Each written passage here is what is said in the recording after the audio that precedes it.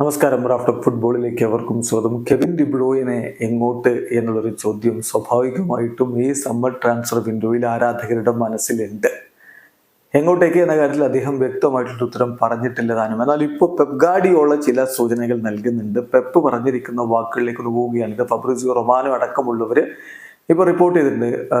ഒരു ഫ്രണ്ട്ലി മത്സരത്തിന് മുന്നോടിയായിട്ട് അദ്ദേഹം സംസാരിച്ച വാക്കുകളാണ്. അദ്ദേഹത്തിൻ്റെ വാക്കുകൾ ഇങ്ങനെയാണ്: ഞാൻ KDBയോട് സംസാരിച്ചിട്ടില്ല, പക്ഷേ ക്ലബ്ബ് ഈ കാര്യത്തിൽ ഇൻഫോംഡ് ആണ്.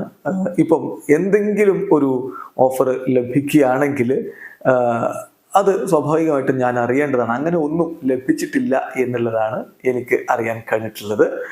സോ എനിക്കറിയില്ല എന്താണ് സംഭവിക്കാൻ പോകുന്നതെന്ന്, പക്ഷെ അദ്ദേഹം ഇവിടെ തുടരുമെന്ന് ഞാൻ പ്രതീക്ഷിക്കുകയാണ്. കാര്യങ്ങൾ എന്തായാലും കെവിനാണ് തീരുമാനിക്കേണ്ടത്. റൈറ്റ് നൗ എനിക്ക് പറയാൻ കഴിയുക അദ്ദേഹം ഇവിടെ തുടരുമെന്നാണ്. ഇതാണ് ഇപ്പോൾ പെപ്പ് പറയുന്നത്. ചുരുക്കത്തിൽ പെപ്പിന് ഇപ്പോഴത്തെ ഒരു സാഹചര്യത്തിൽ ഓഫറുകളൊന്നും KDBക്ക് വരാത്തത് കൊണ്ട് സിറ്റിയിൽ തന്നെ തുടരും എന്ന് പെപ്പിന് പറയാം. പക്ഷെ അദ്ദേഹം ഉറപ്പിച്ച് പറയുന്നില്ല ഭാവിയിൽ എന്ത് സംഭവിക്കും എന്നുള്ളത്. എനിക്കറിയില്ല. I don't know what's going to happen, but I hope that he stays എന്നാണ് അദ്ദേഹം ഇപ്പോൾ പറയുന്നത്. ചുരുക്കത്തിൽ KDBയുടെ സൗദിയിലേക്കുള്ള മൂവിനെ കുറിച്ചും മറ്റുമൊക്കെ നമ്മൾ കേൾക്കാൻ തുടങ്ങിയിട്ട് കുറച്ചായി.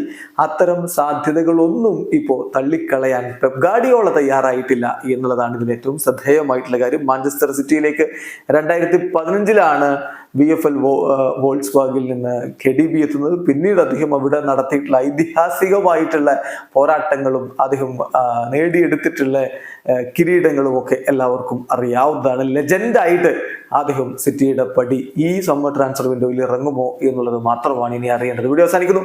ഫുട്ബോൾ ലോകത്തെ കൂടുതൽ വിശേഷങ്ങളുമായി റാഫ്റ്റോക്സിൽ എത്താം.